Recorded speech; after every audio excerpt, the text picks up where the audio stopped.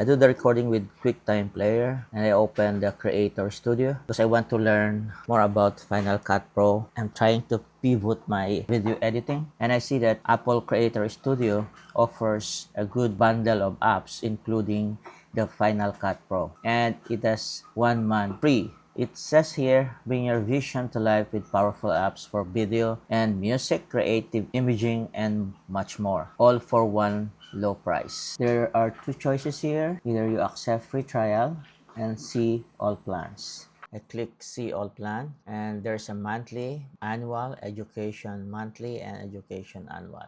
I will accept free trial. 1 month free trial starting today. No commitment, cancel at any time in system settings, Apple account at least 1 day before its renewal date. So after I have downloaded the Apple Creator Studio, these 9 apps appeared here. It says you are all set. Use these apps to start enjoying your new subscription. I click open Final Cut Pro, and this one appeared. What's new in Final Cut Pro?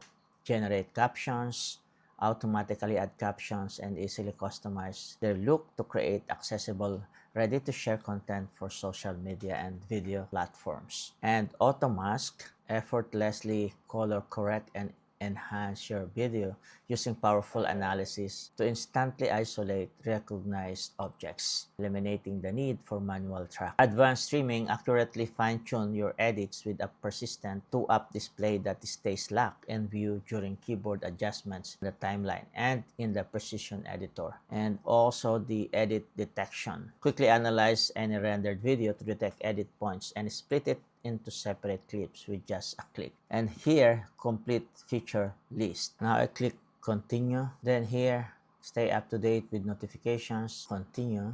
And it's now downloading the content library. I will study this Final Cut Pro since this is my first time using this editing software. For sure, there are some learning curves when it comes to this. Thank you for watching.